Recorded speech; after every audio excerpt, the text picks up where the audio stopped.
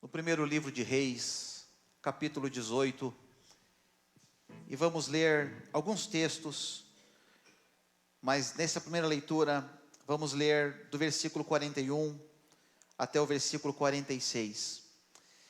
E nessa noite nós vamos falar um pouco sobre a intervenção divina sobre a nossa vida. O que é uma intervenção divina? É quando Deus ele precisa de alguma forma intervir na nossa vida. É quando Deus decide de alguma maneira chegar na nossa vida e mudar alguma coisa, transformar alguma coisa, liberar alguma bênção, fazer algo sobre nós. Amém? Então eu creio que essa noite é uma noite da intervenção divina sobre a nossa vida. No livro de Reis, 1 Reis, capítulo 18, versículo do 41 até o versículo 46, nós vamos ler no nosso telão. E Elias disse a Acabe: vá comer e beber, pois eu já ouço o barulho de chuva pesada. Então Acabe foi comer e beber, mas Elias subiu até o alto do Carmelo, dobrou-se até o chão e pôs o rosto entre os joelhos. Vá e olhe na direção do mar, disse ao seu servo. E ele foi e olhou. Não há nada lá, disse ele. 7 vezes Elias mandou: volte para ver. Na 7ª vez, o servo disse: uma nuvem tão pequena quanto a mão de um homem está se levantando do mar. Então Elias disse: vá dizer a Acabe: prepare o seu carro e desça, antes que a chuva o impeça. Enquanto isso, nuvens escuras apareceram no céu, começou a ventar e a chover forte, e Acabe partiu de carro para Jezreel. O poder do Senhor veio sobre Elias, e ele, prendendo a capa com o cinto, correu à frente de Acabe por todo o caminho até Jezreel. Amém? Graças a Deus. Esse texto, essa palavra, ela é muito conhecida por todos nós. Nós conhecemos toda essa palavra, daquilo que Deus fez através da vida do profeta Elias, do quão forte foi o seu ministério, do quão ousado foi o seu ministério, e de tudo aquilo que Deus realizou através dele. E hoje eu quero falar em cima do texto do profeta Elias, falar sobre a intervenção divina, ou seja, quando Deus ele se manifesta de uma maneira sobrenatural em favor do seu povo, em favor de alguém. E eu creio que nessa noite, Deus ele pode se manifestar de uma forma sobrenatural sobre a minha vida e sobre a sua vida. Amém?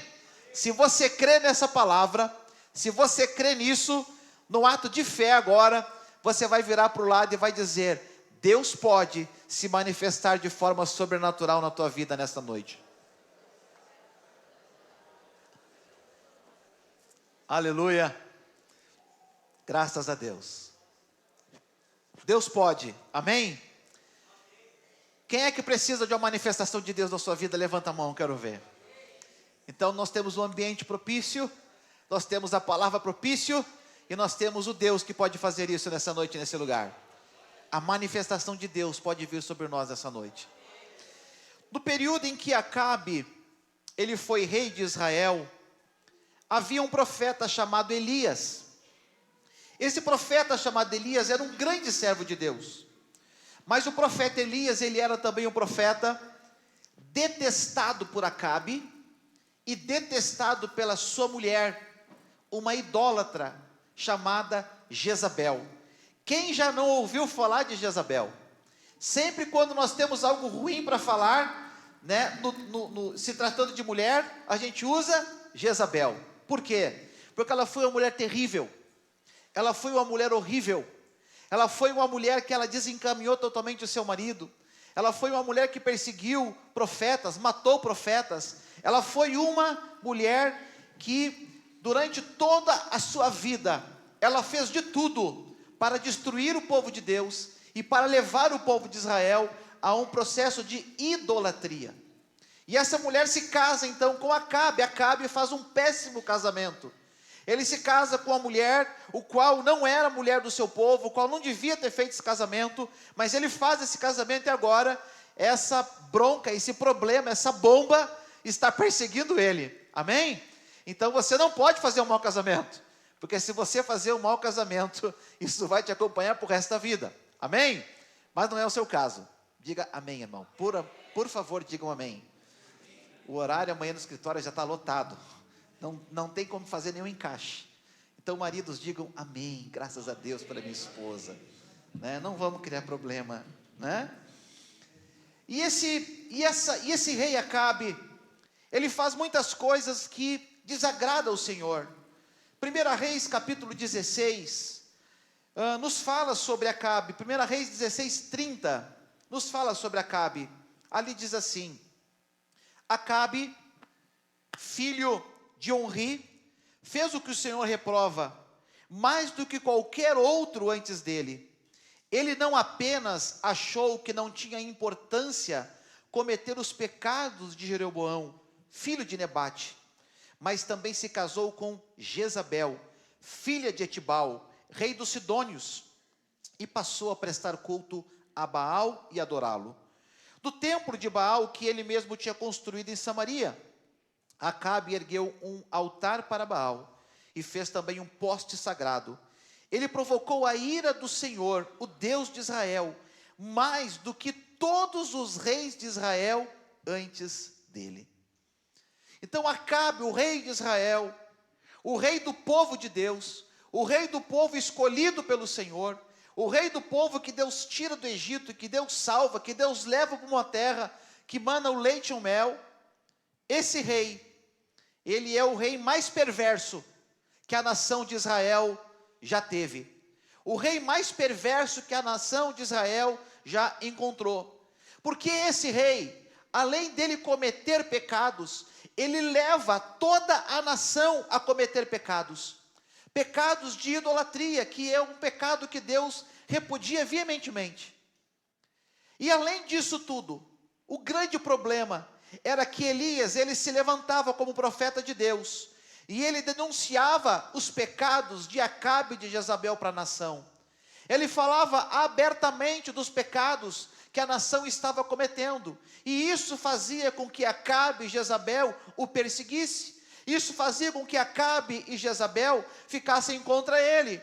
Mas o pecado deles foi tão grande, a maneira como eles desagradaram a Deus foi tão grande, que Deus coloca uma sentença sobre eles. Deus traz uma sentença grande sobre a nação de Israel, no reinado de Acabe. E essa sentença está lá em 1 Reis, capítulo 17, e versículo 1, que diz assim: Ora, Elias, o tesbita de Tisbe de Gileade, disse a Acabe: Juro pelo nome do Senhor, o Deus de Israel, a quem eu sirvo, que não cairá orvalho e nem chuva nos anos seguintes, exceto mediante a minha palavra.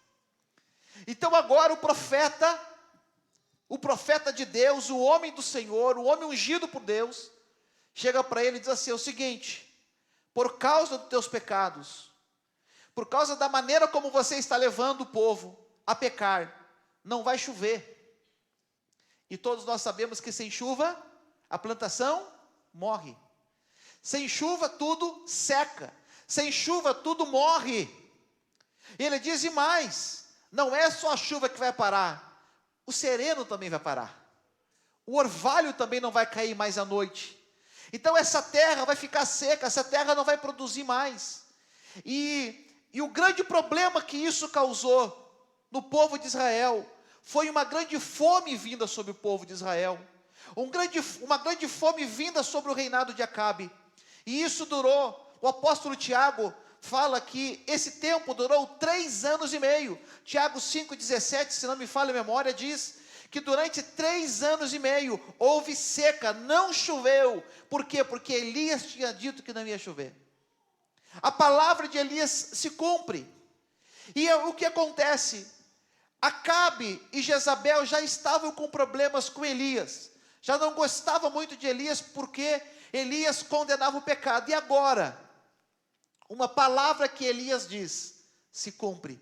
e não chove por causa de Elias. Elias passa a ser perseguido. Elias passa a ser caçado. A cabeça de Elias passa a ter prêmio, né? Sabe o que eu imagino? Sabe aqueles desenhos antigos, né? Desenho mesmo de cowboy, que tem uma foto do cara lá dizendo assim, procurado. Eu acho que Acabe e Jezabel espalharam por todo Israel a foto de Elias dizendo procurado. Porque eles queriam matar Elias de tudo que é jeito. Jezabel começa a perseguir os profetas e começa a matar todos os profetas. Até então poder chegar em Elias. Mas isso não acontece. Elias foge. Elias se esconde. E algo tão grande acontece na vida de Elias. Talvez alguns de nós pudéssemos dizer que Elias se acovardou. Mas Elias não tinha nada mais o que fazer, a não ser sair de cena. Escute. Tem momentos na nossa vida que a gente precisa sair de cena para que o Senhor possa trabalhar.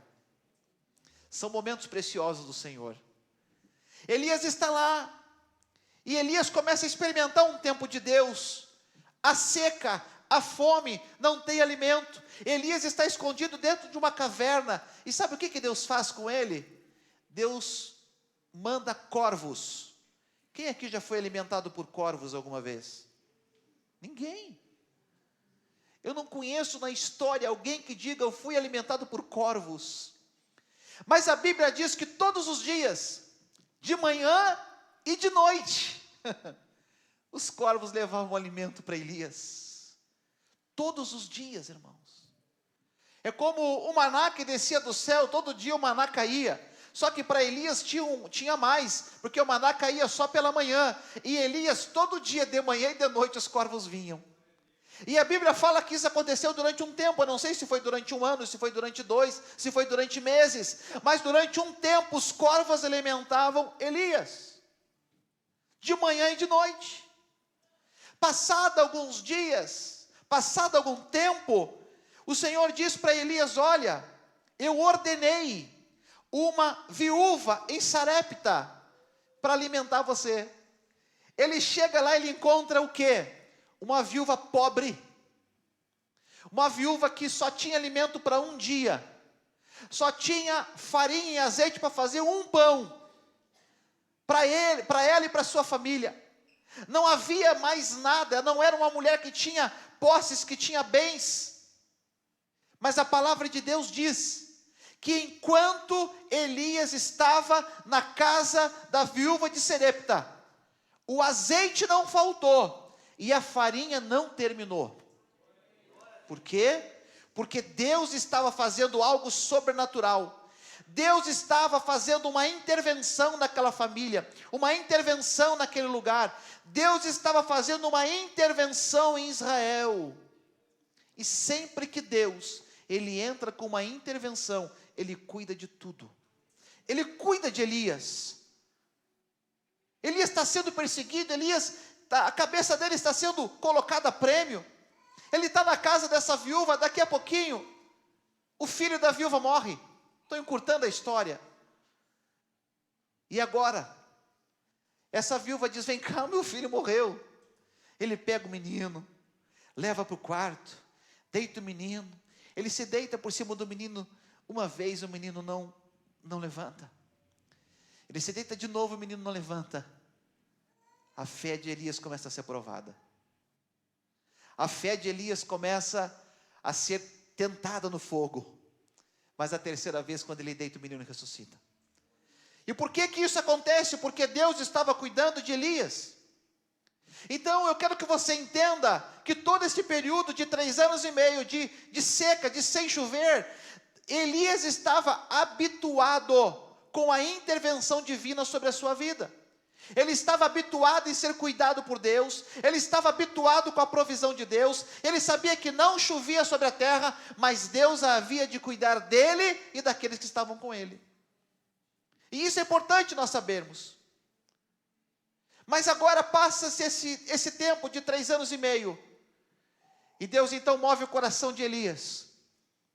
Elias então procura Acabe, e algo tremendo acontece, que você já conhece a história. Elias então enfrenta os 450 profetas de Baal e os 400 profetas de Azirá. E lá no monte então, acontece aquela cena em que os profetas colocam o holocausto, colocam o sacrifício, e eles tentam de todas as formas, porque Elias diz: olha, vamos colocar o sacrifício e não vamos acender o fogo. Aquele Deus que mandar o fogo primeiro e queimar o holocausto, esse é o verdadeiro Deus. E estava lá os 450 profetas, na volta daquele sacrifício, fizeram a lenha, colocaram a lenha sequinha, bonitinha, colocaram o holocausto, eles faziam, rodavam para um lado e para o outro, de cedo da manhã até o meio-dia, e nada acontecia. Elias disse: vem cá, talvez Deus esteja dormindo, Deus de vocês esteja dormindo, talvez o Deus de vocês esteja viajando, talvez o Deus de vocês está ocupado e não está ouvindo vocês. Eles começam a se cortar, derramar sangue sobre aquele lugar, e nada acontece. Vem então o profeta Elias, levanta um altar, com 12 pedras, simbolizando as 12 tribos de Israel, coloca ali o sacrifício, faz uma valeta, e pede alguns jarros de água, e diz para os profetas de Baal: derramem água em cima, e ele molha. Irmão, lenha molhada pega, é muito difícil. Você que tem fogão a lenha em casa, você que tem lareira em casa, compra uma lenha, você bota lá e a lenha começa a chorar, né? A água começa a verter. Aqui Elias faz diferente, ele derrama água, enche a valeta, e ele diz assim: ei, derrama de novo, foi pouca água, bota mais, encharca bem. E ele ora ao Senhor, e o fogo desce, o fogo consome o sacrifício, o fogo consome a lenha, o fogo consome as pedras, o fogo consome a água que estava na valeta, tudo é consumido. E os 450 profetas de Baal são mortos à espada pelo profeta Elias. Então Elias, ele está vindo desse processo.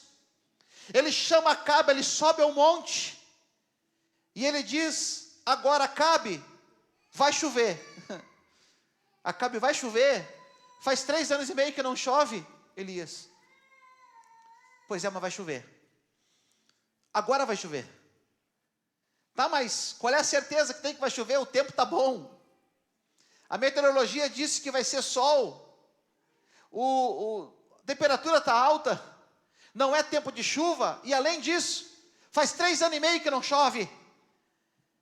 E agora o profeta Elias, ele tem um desafio. Porque foi através da palavra dele que a chuva parou de descer sobre a terra. E agora, através da palavra dele, a chuva precisa voltar para a terra. E eu quero, juntamente com você, ver exatamente isso. Aprender quais foram os passos que Elias toma para alcançar uma intervenção divina sobre a terra. Para que algo divino possa acontecer. Porque ele precisa agora que a chuva desça, que a chuva venha. E o que nós precisamos fazer para alcançar o favor divino sobre a nossa vida? Amém? O que nós precisamos fazer? Pastor, eu preciso de um milagre. O que você precisa fazer para o milagre acontecer? Pastor, eu preciso de uma provisão. O que você precisa fazer para a provisão acontecer? Pastor, eu preciso de uma cura. Eu preciso de uma transformação da minha família. Eu preciso de uma restauração do meu casamento. O que você precisa fazer para que o Senhor venha intervir nisso? Para que a intervenção divina venha acontecer? Para que o Senhor venha mover algo na sua vida? Vamos ver o que Elias fez. A primeira coisa que nós precisamos aprender é ter ouvidos espirituais. Diga assim comigo: ouvidos espirituais. Nós precisamos aprender, nós precisamos ter, na verdade, não é aprender, ter ouvidos espirituais. O verso 41, Elias disse para Acabe: vá comer e beber, pois eu já ouço o barulho de chuva pesada. Estava chovendo? Não. Tinha nuvem no céu? Não. Aqui em Passo Fundo se demora mais, né? Para ver quando o tempo ruim está vindo. Porque Passo Fundo tem as montanhas na volta. Mas lá na minha região, né? Lá no cassino, na praia do cassino, é mar. Você está na beira da praia e você começa a enxergar. Lá no horizonte, a gente diz: ei, está se levantando um temporal. Está se levantando um vento, aquilo demora. Horas e horas e horas. Daqui a pouquinho aquilo começa a chegar. Porque de longe nós conseguimos avistar. É fácil quando nós conseguimos avistar. Agora, o difícil é quando nós não conseguimos ver algo e nós precisamos crer e acreditar que aquele algo vai acontecer. Então ele diz: eu ouço o barulho de chuva pesada, mas não tinha chuva e não tinha barulho nenhuma. A terra seca estava sendo castigada por 3 anos e meio. Mas Elias, ele diz, os ouvidos do profeta dizem: olha, eu pelos ouvidos da fé, pelos ouvidos espirituais, eu já estou escutando que algo vai acontecer, que chuva está vindo. E a primeira coisa que eu aprendo aqui, irmãos, é que os ouvidos do profeta não podem ser iguais os ouvidos de todos que estão ao seu redor. O servo não ouviu nada, Acabe não ouviu nada, os guardas de Acabe não ouviram nada, as pessoas que estavam ali, ninguém ouviu nada, somente o homem de Deus ouviu. Só consegue ouvir algo espiritual quem tem ouvidos espirituais. Se você não tiver ouvidos espirituais, você não vai conseguir ouvir as coisas espirituais. Normalmente, nós somos receptores, propensos a receber dúvidas na nossa vida. Nós somos propensos a fazer dos nossos ouvidos receptores da dúvida, receptores da indecisão. Fizemos dos nossos ouvidos receptores da falta de fé. Você diz: olha, vai dar, Deus vai fazer, e alguém diz: pois é, será? Eu me lembro um dia que eu falando com muita empolgação sobre a construção da igreja: olha, nós vamos construir, e o projeto é esse, e não sei quem, mostramos o vídeo, e ontem, eu não sei que cargas d'água, no meio da palavra, pum, o vídeo da construção apareceu ali, e eu disse: o que é isso? O que está acontecendo? Ninguém entendeu nada, mas, no meio da palestra deles, o vídeo da construção lá atrás. Quando a gente queria que ele andasse, ele não rodava, né? Aí onde que não era para rodar, ele rodou. E eu empolgado, falando para todos, e um irmão, muito simples, muito humilde: pois é, né, pastor?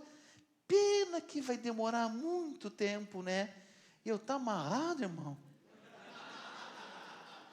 Você não tem fé, não? Se você não tem fé, pega um pouquinho da minha. Vai ser rápido, Deus vai abrir as portas, vai dar certo. Nós temos que crer. Mas os nossos ouvidos, às vezes, são receptores da dúvida. Será? Será que vai dar? Será que vamos conseguir? Ei, o nosso Deus não é dono do ouro e da prata? Será que Deus vai curar? O nosso Deus não é médico dos médicos? Será que Ele pode mudar alguma coisa? Ele não é o Deus que abençoa o casamento, que abençoa as famílias? Será que Deus pode me curar? Ele não é o Deus que cura? Está aí o pequeno Theo. Não é Deus que faz essas coisas. Não é Deus que cura, não é Deus que transforma. Mas nós somos propensos a duvidar, a ser indecisos. O pastor diz: ei, irmão, vai que vai dar certo, vai nessa força. Pois é, pastor, mas o fulano, ele disse que não. Então fica com a voz do fulano. Mas o Beltrano disse que com ele não funcionou. Então fica com o conselho daquele que não funcionou. Se não funcionou para ele, a experiência que ele tem é de não funcionar. Porque talvez não era de Deus, não teve fé. E aí não sei o motivo que não funcionou com ele. Mas uma palavra está sendo liberada sobre você. Você é diferente. Tem ouvidos da fé, vai funcionar, vai acontecer. Agora, se você ficar ouvindo tudo e todos ao seu redor, não adianta, irmãos. Você vir para a casa de Deus, ouvir a palavra e achar que uma decantas néveas vai acontecer. Pastor, o que é decantas néveas? Não sei. Mas às vezes a gente acha que alguma coisa, pum, vai acontecer. Quando eu olho para a Bíblia, eu nunca vejo Jesus chegando, Deus chegando e dizendo assim: ei, eu vou fazer e ponto. Não, eu vejo Deus provando a fé das pessoas. Eu vejo Deus dando a oportunidade. Ele chega para o cego e diz: vem cá, o que você quer que eu faça? O cego: eu quero ver, eu quero ser curado. Ah, então tá. Jesus sabia ou não? Sabia, mas ele queria ouvir. Ele queria ver. Ele está passando e o cego começa a gritar: Jesus, filho de Davi, tem misericórdia de mim. Jesus não dá mínima para ele. Jesus está ouvindo. Jesus não dá mínima. Vamos ver. Jesus, o grito começa maior. Jesus está lá. Daqui a pouquinho Jesus para. Traz ele. O que você quer, moço? Ele já está meia hora gritando que quer ser curado. Mas Jesus pergunta para ele: o que você quer? E ele: quero ver. Quero ser curado. Eu quero me aliviar dessa dor. Jesus pode. Mas você tem que parar de ouvir as vozes de fora. Você tem que parar de ouvir as vozes do não dá. Você vai ter que parar de ouvir as vozes do eu não consigo, do não posso, do não vai dar certo. Você serve a um Deus de milagres. Você serve a um Deus que faz intervenções na terra.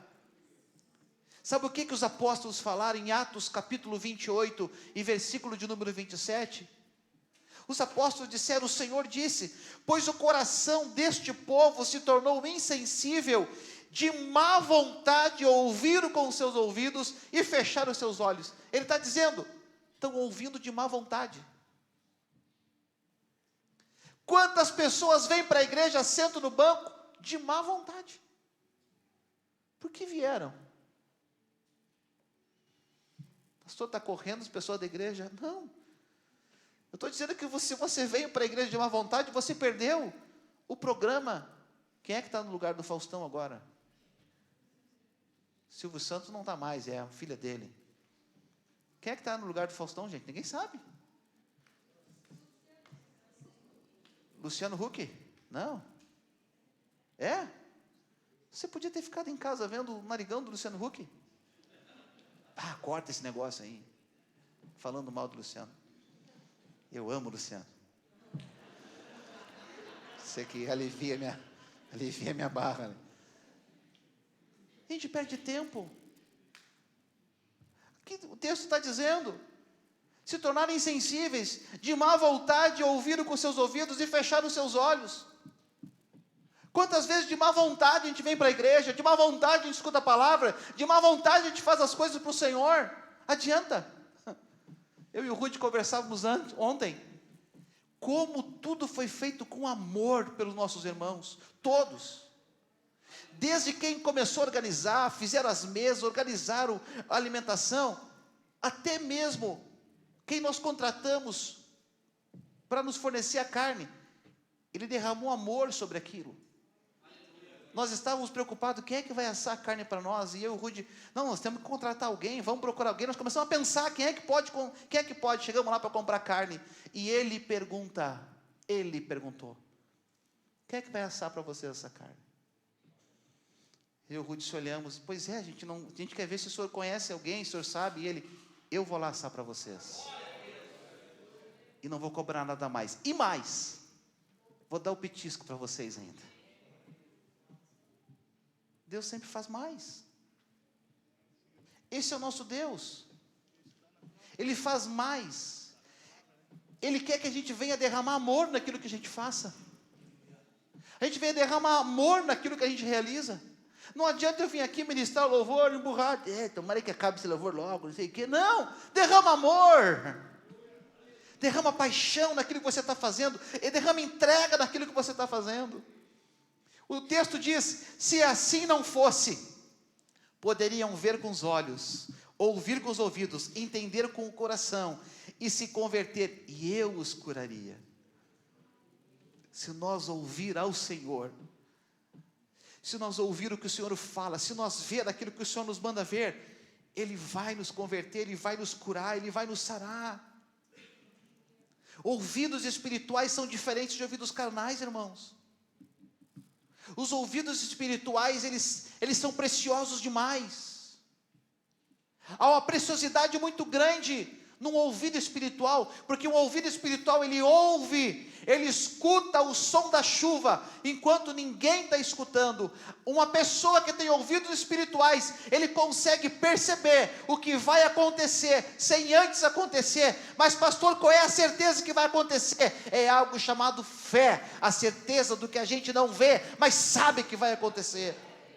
A fé é isso. Pessoas espirituais, elas são diferentes das pessoas carnais.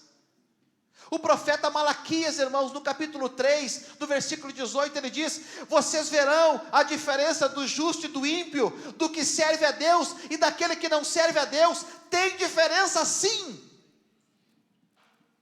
Por isso, quando você chega lá no seu serviço, na sua escola, na sua faculdade, no seu curso, e você começa a rir das piadas de mau gosto, você começa a compactuar com os palavrões, você começa a sentar na roda dos escarnecedores e começa a rir de piadas. Tem um humorista aí fazendo piada da Bíblia. Aí pastor, é humorista. Não importa. A Bíblia não foi feita para ser usado em show de stand-up. Ele pega a Bíblia e começa a fazer piada da Bíblia. Se Adão não existisse, Adão não sei o que, o avô não sei o que. Como assim? E nós crentes vamos lá e curtimos. Nós crentes vamos lá e damos risada. Nós crentes vamos lá e compartilhamos. Não. Eu não posso me sentar com essas pessoas. É diferente. Eu não posso ver a minha fé sendo escanteada e não fazer nada. Eu sou servo de Deus.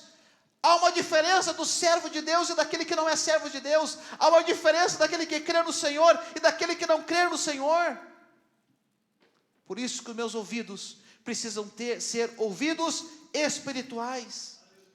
Nós precisamos ouvir aquilo que os outros não ouvem.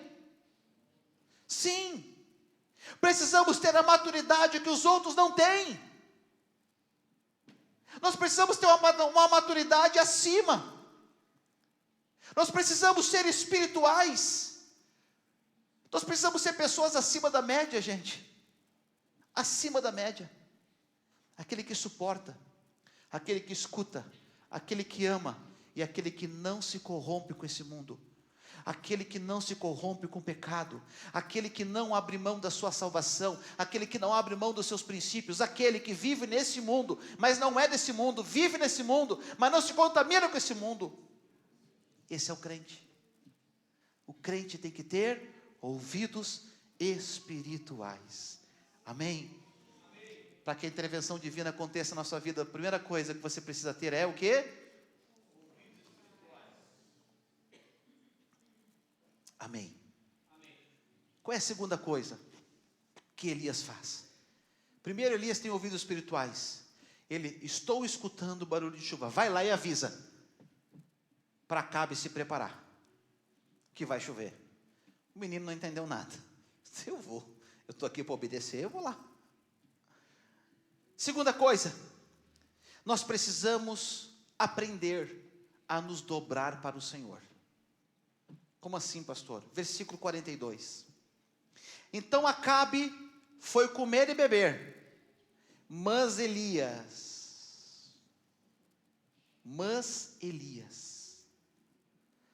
subiu até o alto do Carmelo, dobrou-se até o chão, pôs o seu rosto entre os joelhos.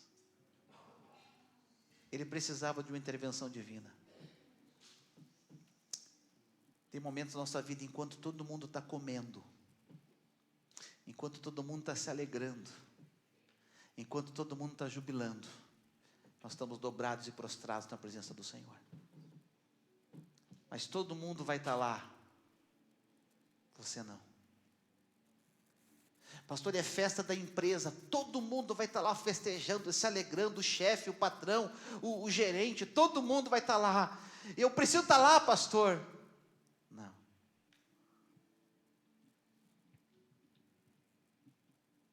Talvez Deus diz: agora eu não quero você lá, no meio daquelas músicas, no meio daquelas bebidas. E o pior é o crente que bebe junto ainda, além de se contaminar com o mundo, envergonha o nome do Senhor. Tem crente que é uma vergonha aí fora, gente. Espero que você não seja nenhum desses. Crente que bebe com as pessoas do mundo. Que crente é esse? Que exemplo que nós somos? Que diferença há daquele que serve daquele que não serve a Deus? Crente que mente, crente que não paga a conta, crente que deve para todo mundo, crente que enrola, crente que engana. Somos igual ao mundo. Muitas vezes somos igual ao mundo. Às vezes pior até. Eu já contei para você, o meu pai, quando ele foi casar, depois em seguida que ele casou, ele foi numa loja fazer uma compra de um sofá. Ele chegou lá, ele disse que era pastor, e o dono da loja disse: não, se é pastor, então não precisa nada, o fio do bigode é o suficiente. Quem é da época do fio do bigode aí sabe.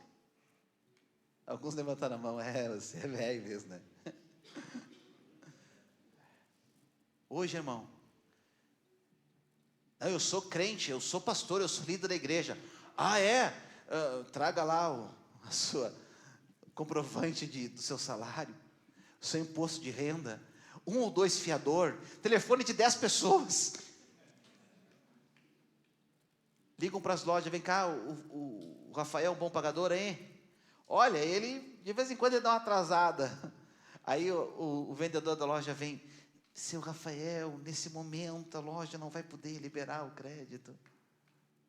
Aí vem o Samuel da vida, que não é crente, é um bandalheiro, bebe, gasta, faz de tudo, chega lá: seu Samuel. Às vezes as pessoas do mundo têm mais crédito que os crentes. Eu estou sem meu celular aqui, mas esse aparelhinho de celular tem envergonhado os crentes de um jeito. Tem banalizado o evangelho. Tem coisas que são para acontecer dentro de uma sala, dentro de um quarto, você e Deus, eles colocam nas redes sociais e viram o quê? Uma chacota, uma bagunça. Nós precisamos nos dobrar diante do Senhor. Se dobrar diante do Senhor significa o quê? Se humilhar diante dEle. Significa que eu sou vencido por Ele. Me dobrar diante do Senhor é dizer: ei, Senhor, Tu me venceu, eu estou me dobrando para Ti. Eu reconheço que eu não sou grande, eu sou pequeno. Eu vou fazer aquilo que Tu quer, Senhor. Eu vou me render à Tua vontade, Senhor. Infelizmente, essa é uma questão que ainda não foi resolvida entre os cristãos, porque alguns de nós insistem em viver da nossa maneira. Alguns de nós insistimos, irmãos. A gente sabe que está errado. A gente sabe que estamos fazendo errado. A gente sabe que estamos longe do propósito de Deus para nós. A gente sabe que estamos desobedecendo ao Senhor. Mas nós somos grandes demais. E a gente diz: eu não posso me dobrar. Eu não vou me dobrar. E Deus deu a nós o livre-arbítrio. Ele não nos dobra a força. Ele diz: te dobra, Samuel. Não. Samuel, tu sabe o que tem que fazer, tu sabe o que é certo, Samuel. Não. Eu sou eu. Eu nasci assim, eu cresci assim, e eu vou viver assim. Gabriela. Pelo menos acertei o nome da Índia, né? Eu fui criado assim, pastor, e comigo é assim. Você vai para o inferno desse jeito, meu irmão. Você vai perder a salvação desse jeito. O que adianta você ser um turrão aqui? O que adianta você ser um brabo aqui?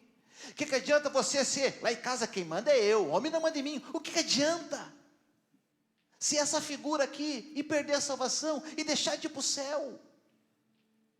Te dobra para o Senhor nessa noite. Te humilha diante do Senhor nessa noite. Reconhece que você não é forte, não. Se dobrar diante do Senhor é reconhecer que Ele é tudo para nós. Quando a gente não se dobra para o Senhor, tem consequências, irmãos. Escute uma coisa: para o pecado existe o perdão. Grave isso, irmãos. Isso é ensino para você. Me deu até calor. Escute, para o pecado, como a gente combinou,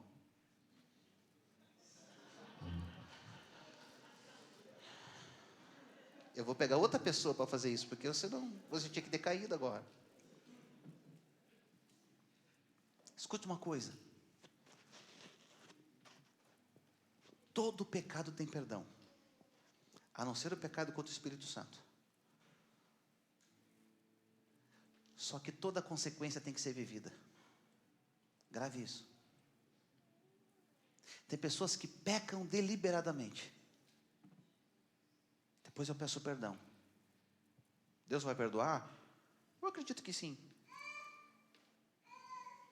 Eu acredito que sim, porque Ele é misericordioso. Mas toda consequência vai ser vivida por nós. Toda consequência vai ser vivida por nós. Tem consequências que nós sofremos por causa das decisões que nós tomamos, da forma de viver. Decidimos viver de uma forma e de uma maneira, e as consequências estão aí. E a gente está sofrendo com as consequências, mas a gente continua duro. Deus está batendo, dizendo: ei, cara, tu não vai amolecer? Pode bater. Aqui tem massa. Aqui tem whey, pode vir. E o Senhor está tentando. Cara, amolece esse coração. Te abre para mim, deixa eu trabalhar na tua vida. Não, é do meu jeito.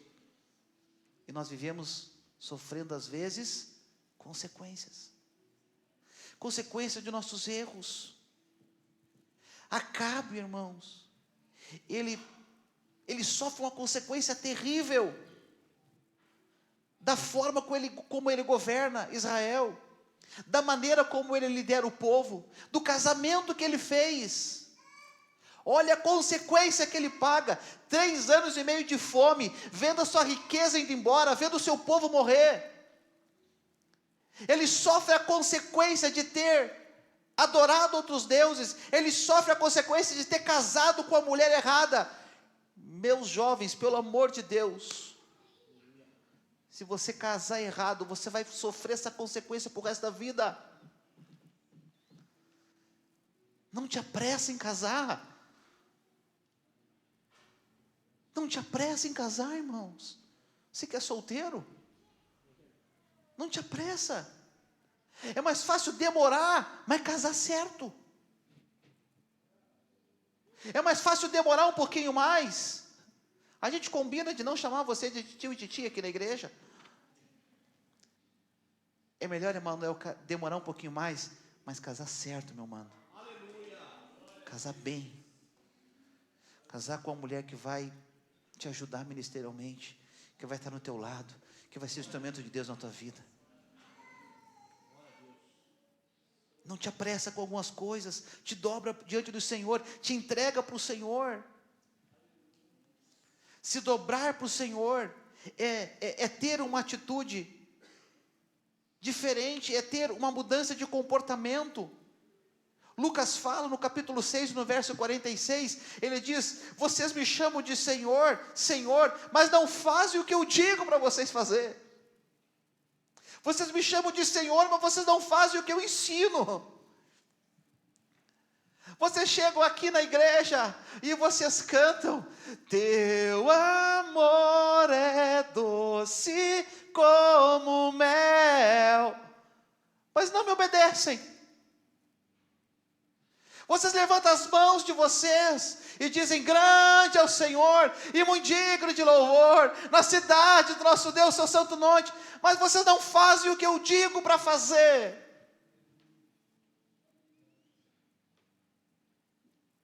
Vocês adoram o meu nome, vocês engrandecem ao meu nome, mas vocês me chamam de Senhor, mas não fazem o que eu digo. Irmãos, nós precisamos nos dobrar diante do Senhor, nos converter verdadeiramente. Sabe qual é a terceira coisa que Elias, ele faz?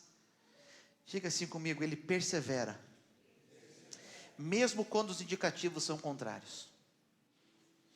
Ele se mantém perseverante, mesmo quando tudo na volta dele, quando tudo ao redor dele está mostrando o contrário. Versículo 43 diz assim: vai e olhe na direção do mar. Ele disse ao servo, e o servo foi e olhou, e o servo volta e diz, não tem nada lá. 7 vezes ele faz isso. Volta lá agora, menino. O menino volta, sobe lá em cima. Olha, Elias, não tem nada. Elias está lá dobrado diante do Senhor. Senhor, vem com a tua intervenção, vem, Senhor, faz. Menino, volta lá. Poxa, de novo. Ele volta. 7 vezes. Elias perseverou. Elias se manteve perseverante. Na 7ª vez o menino volta. Olha, tem alguma coisa lá diferente. Sabe por que a gente tem muitas derrotas na nossa vida? Porque a gente não consegue perseverar. A gente não consegue perseverar em algumas coisas. Talvez aquele menino, quando sobe lá, de novo, aquele menino podia pensar assim, o servo, né, de Elias, esse velho já está gagá. Esse velho, não, já deu o tempo dele, já acabou o tempo dele, ele está louco. Escuta, muitas vezes vão considerar a gente louco por causa do Evangelho. Vão considerar a gente louco por causa de Jesus. Vão considerar a gente louco, Felipe, por não baixar o hospital e obedecer à voz do médico. E vir para a igreja para ser ungido. Vão chamar a gente de louco. Vão dizer, vocês estão doidos, vocês estão pirados. Quando eu era jovem, tinha uma canção do Resgate que dizia, né? Sou pirado por Jesus, sou maluco por seu nome. Esse é do meu tempo de jovem, ninguém conhece. Foi onde? Essa é nova. Tem dias que vão olhar para a gente e vão dizer, esse cara é meio tantã da cabeça. Escuta, irmãos, a perseverança é o combustível da fé.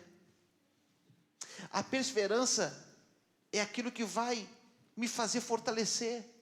A perseverança é aquilo que vai me fazer orar mais, me fazer buscar mais. Ele está lá, ora, nada acontece, não aconteceu não, ele ora de novo, ele vai, ele ora outra vez, ele vai, ele busca de novo, e essa tem que ser a vida do cristão, buscando a Deus sempre, buscando no Senhor sempre. Pastor, Deus não está respondendo, continua buscando. Pastor, Deus não está falando, continua buscando. Pastor, Deus não está dizendo nada, continua buscando, continua perseverando.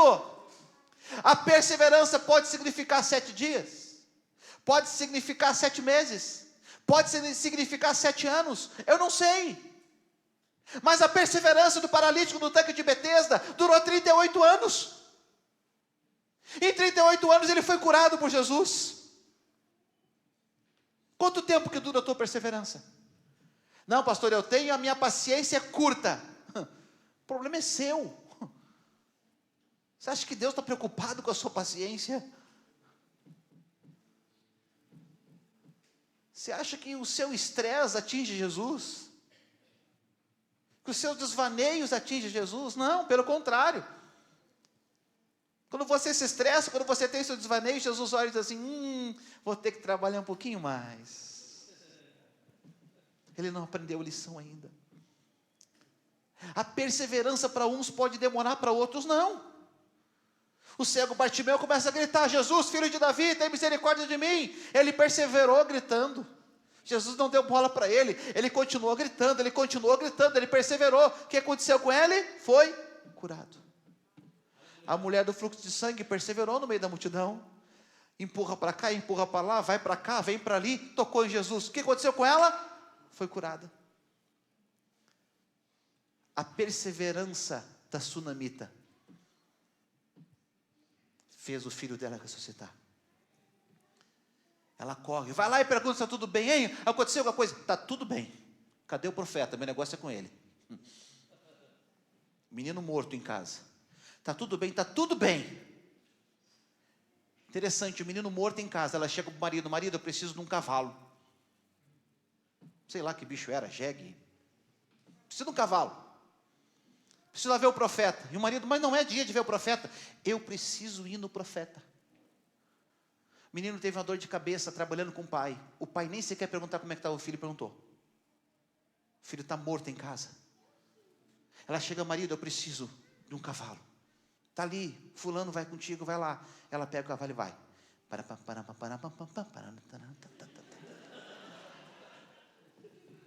Aí vem.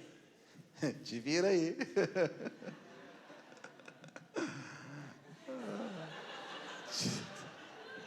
Não, teu jeito. Isso aqui não é coelho, isso aqui parece coelho, ó. Eu coloco elas numa fria, né? Vem o moço correndo: vem cá, o profeta está perguntando se está tudo bem. Está tudo bem. Meu negócio é com ele. Profeta, eu não te pedi um menino. Você orou por mim. Ele nasceu. Ele está morto lá agora. Não, o meu servo vai lá. Meu negócio não é com ele, meu negócio é contigo. A perseverança dela fez o filho ressuscitar. Você tem sido perseverante? A perseverança de Josué derrubou as muralhas de Jericó. A perseverança de Elias fez na 7ª vez o menino dizer: olha, o que tem de diferente dessa vez é que tem uma nuvenzinha lá nas bandas do mar. E Elias: ok, era tudo que eu precisava ouvir. Corre lá e diz para Acabe, para ele se preparar. O apóstolo Tiago, em Tiago capítulo 1, versículo 13, ele diz: pois você sabe que a prova da sua fé produz perseverança. Sabe por que a gente é provado muitas vezes? Porque Deus quer nos fazer perseverar. Pastor, que prova difícil. Deus está te fazendo perseverante. Deus está te sustentando, Deus está te forjando, Deus está te melhorando.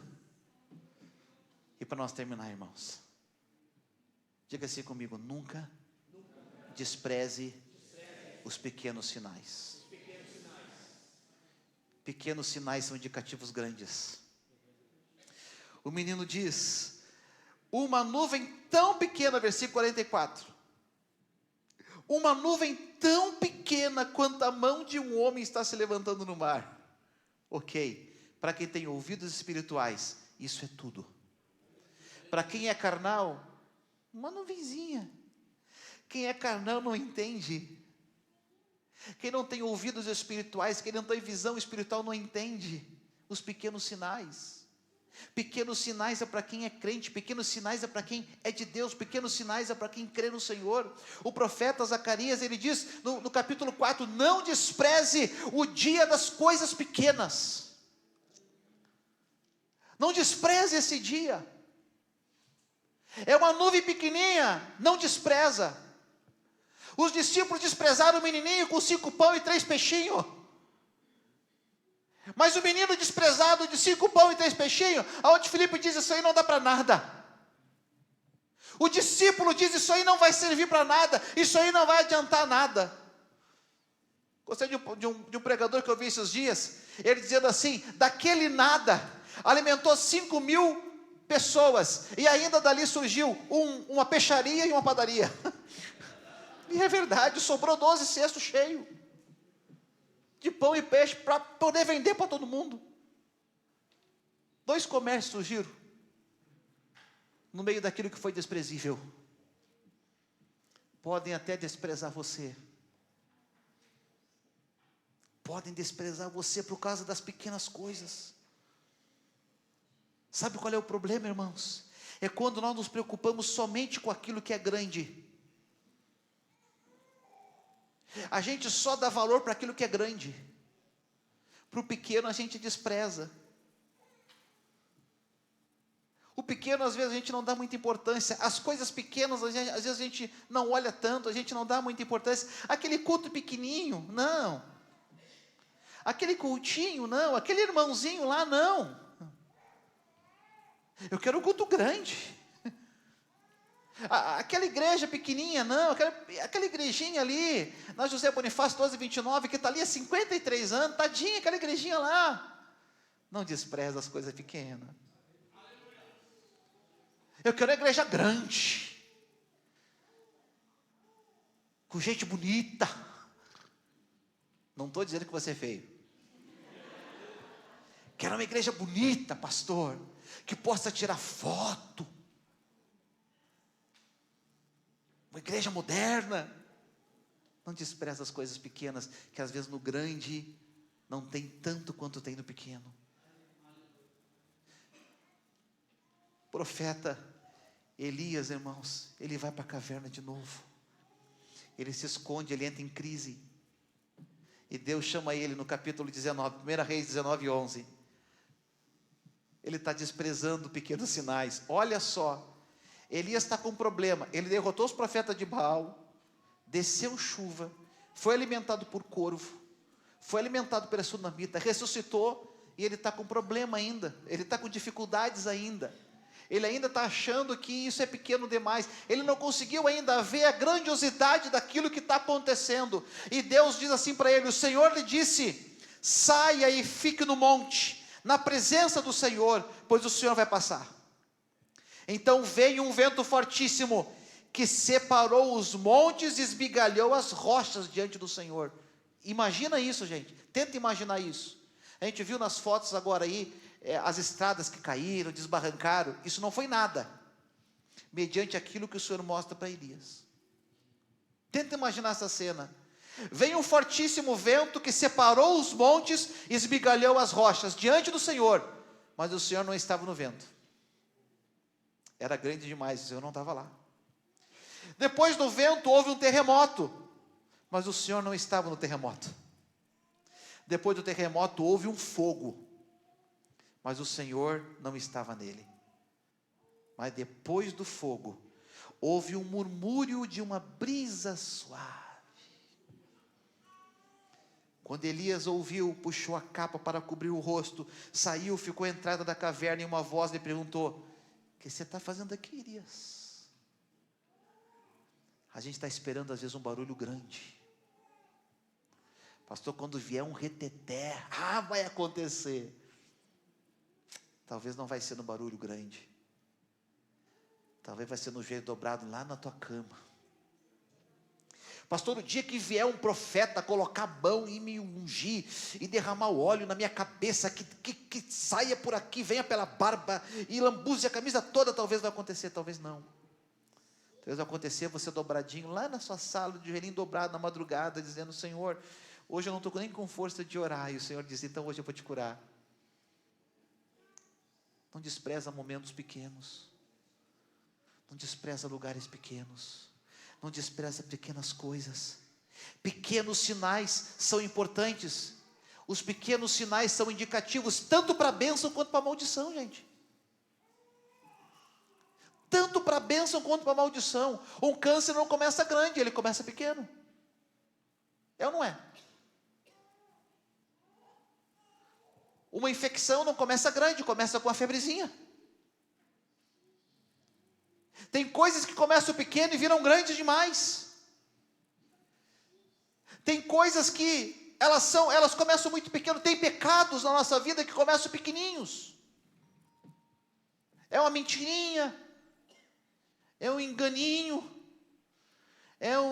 diz que eu não estou, e aquilo começa a ficar grande. E a palavra de Deus diz que o abismo, ele chama outro abismo, e você começa a se afundar cada vez mais, e você começa a cair cada vez mais.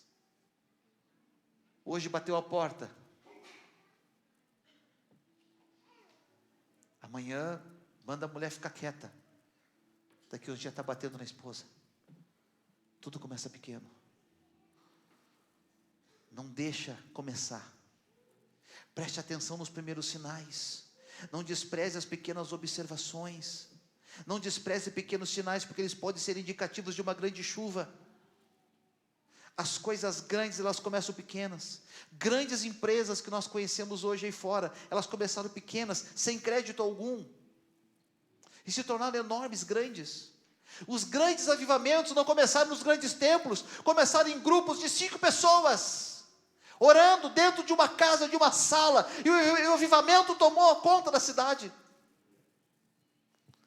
As pequenas coisas não podem ser desprezadas, não podem ser escanteadas. Mesmo que todos ao seu redor estejam desprezando a nuvem, não despreze, mas exercite a sua fé. A sua fé tem que ser uma fé inspirada no sobrenatural. A sua fé tem que sobressair. Existem muitas fés por aí, irmãos. Existem pessoas que têm fé em santo. Existem pessoas que têm fé em macumba. Existem pessoas que têm fé no espiritismo. Existem pessoas que têm fé numa ferradura dentro de casa, num trevo de 4 folhas, num galho de arruda, numa fitinha, numa correntinha. O que mais? Num terço. Num trabalho pago na esquina, na encruzilhada, no trilho do trem. Tem pessoas que têm fé em diversas coisas. Muitas pessoas podem professar uma fé, mas não são todos que têm uma fé para professar. Muitas pessoas podem dizer: eu sou crente, eu sou cristão, e o Brasil é o país cristão. Eu sou cristão, todo mundo é crente. Eu sou católico, mas não vai na missa há 1 ano. Eu sou crente, mas não vem na igreja nunca. Um dia, um professor de uma escola me disse: olha, teve aqui conversando comigo um membro lá da tua igreja. E eu: quem? O fulano. E eu: que deve fazer uns 4 anos que essa pessoa não é mais da igreja. Mas ele disse que é membro de lá. Faz 4 anos que não vem, mas é membro aqui. Que membro é esse que não aparece na igreja? Que fé é essa que eu estou professando? Que fé é essa que eu não venho aqui louvar ao meu Deus? Que fé é essa que eu não venho aqui exaltar o meu Senhor? Tem gente que professa a fé, mas nunca soube o que realmente é uma fé. Hebreus 11:16 diz que sem fé é impossível agradar a Deus. Por quê? Quem de Deus se aproxima precisa crer que Ele existe. Eu não tenho como professar uma fé se eu não crer que Deus existe. Eu não tenho como crer que Deus existe se eu não crer na obra de Jesus na cruz do Calvário. Ferradura comprova a morte de Jesus? Ferradura salva você? Galho de arruda salva você? Santo numa parede salva você?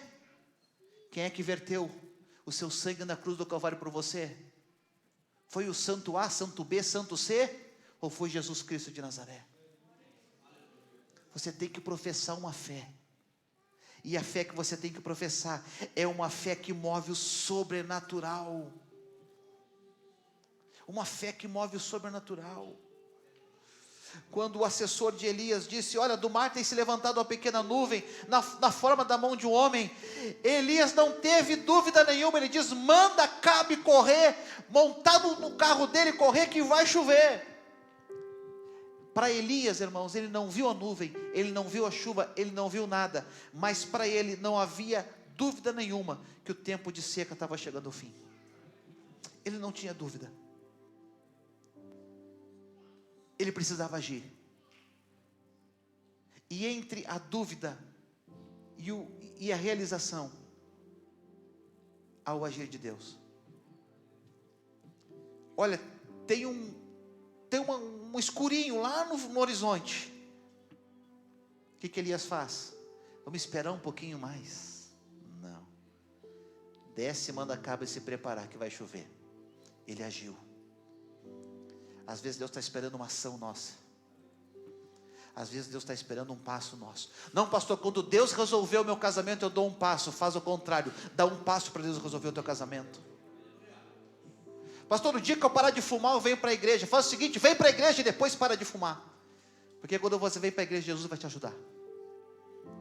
Pastor, depois que eu parar de pecar, que eu resolver a minha vida, eu venho para o Senhor. Irmão, faz o contrário. Vem como está. A Bíblia manda você vir como está. E deixa Jesus ir transformando a sua vida dia após dia.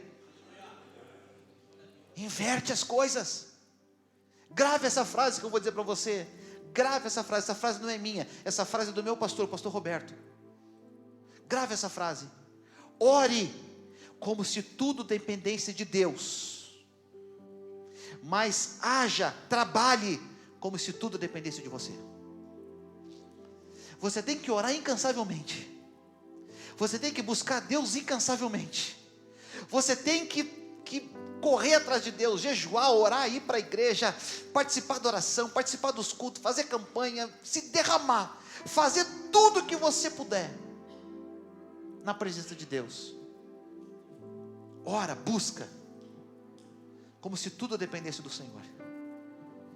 Mas haja, trabalhe como se tudo dependesse de você. Não adianta eu dizer, Senhor, faz alguma coisa por mim, você fica lá. Senhor, abre uma porta de trabalho, assim, que fica lá jogando videogame o dia inteiro. Vai buscar trabalho. Sai de casa, faz um currículo, vai nas empresas. Pega o tal do currículo, chega lá, Senhor, eu estou na porta dessa empresa. Eu vou levar esse currículo, que esse meu currículo se sobressaia dos outros. Que esse currículo, quando chegar na mão lá da pessoa que vai escolher, ela olha assim, e algo toca o coração dela, ela me chama, ela me escolha. Faça assim. Eu enviei o currículo para 2,5, eu estou esperando. O seu currículo entrou no meio de 50 lá. Você está em casa, olhando o futebol, olhando o Grêmio ainda, tudo bem, o problema é olhar o Inter perder. Meus sentimentos, hoje foi difícil, né? Irmãos, trabalhe, faça, desenvolva, lute, soe a camiseta, faça a sua parte, e espere Deus fazer a parte dele, espere a intervenção divina, mas faça alguma coisa, não fique parado, esperando alguma coisa acontecer, corra em direção ao milagre. Elias foi orar, Acabe foi comer, Acabe foi se alimentar, Acabe foi cuidar do corpinho dele, e Elias foi se dobrar na presença do Senhor. Sai da comodidade, exercite uma fé sobrenatural, visualize aquilo que ninguém está visualizando, ouça com os ouvidos espirituais aquilo que ninguém está ouvindo. Se dobre diante de Deus, ninguém está se dobrando, mas você se dobre diante de Deus. Persevere e não despreze os pequenos sinais. Amém. Quero orar com você nessa noite. Quero orar com você nessa noite. Sabe que eu já peguei esse texto várias vezes, e eu nunca falei o versículo 46. Nunca. Pedi para mim de colocar 1 Reis 18:46. Eu sempre prego até o 45. Eu nunca preguei o 46. Porque o 46 me intrigava. O 46 me causava dúvidas. Eu não conseguia entender o 46. Hoje à tarde eu estava sentado no meu escritório, revendo essa palavra de novo, e vendo ela, e lendo ela de novo, e trabalhando nela de novo. E eu disse, Senhor, eu não entendo esse 46 aqui. Olha o que diz. Não. 1 Reis 18:46. O último versículo do capítulo 18. O poder do Senhor veio sobre Elias, e ele, prendendo a capa com o cinto, correu à frente de Acabe por todo o caminho até Jezreel. Eu estava ali sentado e eu, Senhor, de novo não vou falar sobre esse texto. Tem que haver algo aqui, meu Deus. Tem que haver algo aqui que está escondido, que eu não consegui perceber através do teu Espírito ainda. O Espírito do Senhor falou comigo. Então hoje eu vou te mostrar, Samuel, o que é esse texto. E tu vai liberar essa palavra sobre a minha igreja nessa noite. O poder do Senhor veio sobre Elias, e esse, prendendo a capa com o cinto, correu à frente de Acabe por todo o caminho até Jezreel. Escute, quando a intervenção divina ela vem sobre a nossa vida, o poder de Deus aumenta tanto as minhas forças, eu me torno tão forte. Quando a intervenção divina vem sobre a minha vida, aumenta tanto as minhas forças, que nós somos capazes, ou melhor, somos capacitados por Deus, para conseguir viver, sair do natural e passar para o sobrenatural. Preste atenção nessa revelação de Deus para nós. Quando a intervenção de Deus vem sobre nós, Douglas, nós somos capacitados por Deus para sair do natural e passar para o sobrenatural. Ontem nós ouvimos uma palavra aqui que tirou o nosso casamento, né? Subiu de nível. Sabe o que Deus está dizendo hoje? Eu quero tirar vocês do natural e eu quero passar vocês para o sobrenatural. Quando a intervenção divina vem sobre nós, Ele nos tira do natural e nos coloca no sobrenatural. O que Elias tinha dito para Acabe? Suba no seu carro e vai, porque vai chover. E o texto está dizendo o seguinte: Elias prende a capa com o cinto e corre à frente de Acabe por todo o caminho até Jezreel. Acabe está num carro puxado por cavalos. Acabe está correndo porque a chuva está vindo. Elias mandou ele correr. Ele não está passeando a cavalo, ele está correndo. A carruagem está correndo. A carruagem está aqui, ó. Os cavalos estão aqui, ó. Como é que se chama o piloto do cavalo lá? Está lá com o relho. Tchupá, tchupá. E o cavalo está indo. E Acabe está lá dentro. Vamos, homem, vamos. Aleluia.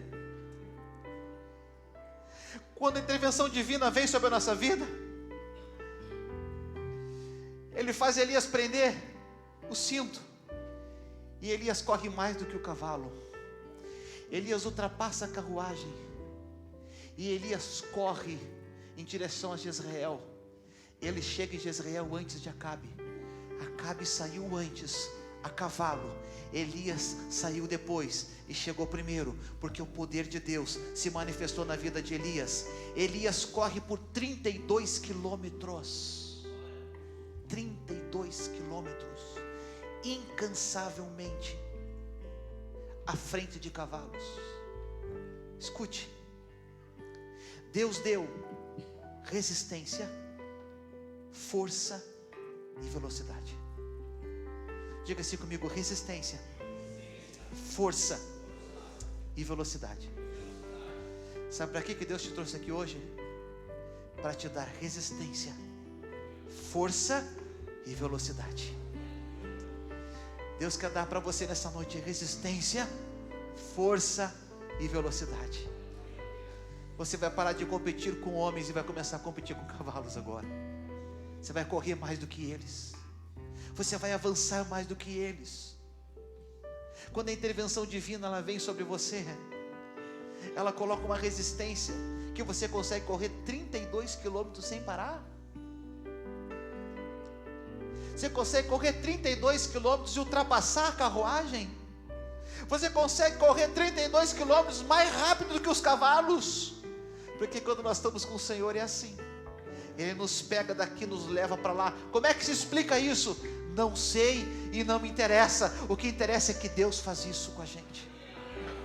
Ele nos tira de um lugar, Ele nos leva para outro. A terra que está seca, agora Ele faz essa terra produtiva. A terra que não chove mais, agora Ele faz a chuva descer sobre essa terra. Irmão, escute o que eu estou dizendo para você nessa noite. Se você crê na intervenção divina, ela vai acontecer sobre a sua vida. Ela vai vir na sua vida na medida que você crê.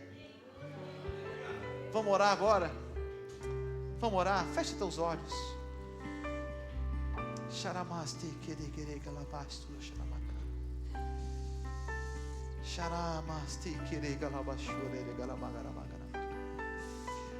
Quantos aqui não tem mais força, Senhor, nessa noite? Quantos aqui perderam a força, perderam a esperança, perderam o objetivo? Quantas pessoas chegaram aqui hoje sem objetivo nenhum, Senhor? Sem expectativa nenhuma, meu Deus, sem esperança nenhuma, Senhor. E Tu traz uma palavra dessa. Pessoas que chegaram aqui, Senhor, sem saber por que estão aqui hoje. E Tu diz para elas: eu te trouxe aqui para te dar resistência, para te dar força, para te dar velocidade. Pai, Teu povo está aqui nessa noite prostrado, dobrado diante da Tua presença. Nós nos humilhamos diante da Tua presença, Senhor, e reconhecemos que sem Ti nós não somos nada. Nós precisamos da extraordinária força do Senhor sobre a nossa vida. Nós precisamos da extraordinária força, da intervenção de Deus sobre nós. Venha intervir na nossa vida nessa noite, Senhor. Venha mover o céu sobre a nossa vida, Senhor. Entra na minha casa, entra no meu casamento, entra no meu trabalho, entra na minha escola, entra na minha vida emocional. Entra, Senhor, no meio dessa enfermidade nessa noite. Entra na minha vida, Senhor. Dai-nos força nessa noite. Fortalece aquele que está fraco, Senhor. Dá resistência àquele que não tem mais força. Dá resistência àquele que já cansou, Senhor. Dá resistência para aquele que não tem mais ânimo. Dá resistência para aquele que não tem mais força para continuar.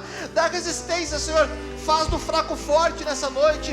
Dá-nos velocidade, Senhor, para correr, para andar à frente, para buscar do Senhor, para andar mais uma milha, para caminhar mais uma milha contigo, para ver sinais, para ver maravilhas, para receber curas, para fazer milagres.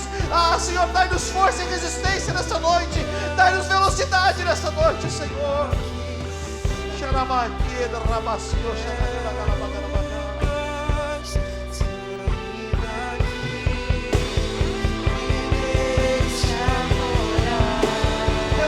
Mais, Senhor.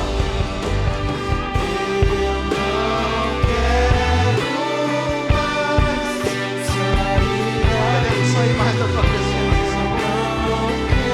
Queremos mais nos afastar dos Teus caminhos. Queremos andar mais por lugares obscuros. Queremos andar e ficar na Tua presença, Senhor.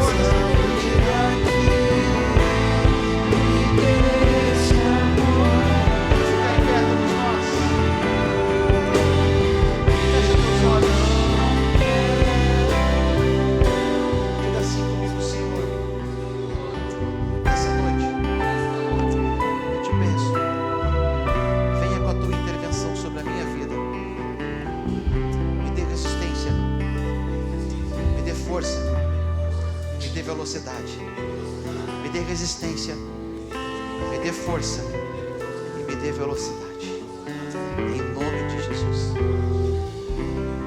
Que o Senhor te fortaleça nessa noite, que a presença dEle esteja sobre a tua vida nessa noite, que a intervenção divina venha sobre você nessa noite. Se dobre diante do Senhor, se renda ao Senhor, experimente os milagres do Senhor. Experimente as maravilhas de Deus que Ele tem para você, para a sua casa e para a sua família, em nome de Jesus. Amém? Paz do Senhor, Deus te abençoe. Um abraço aos nossos visitantes, os irmãos que estão conectados online. O Senhor abençoe a todos.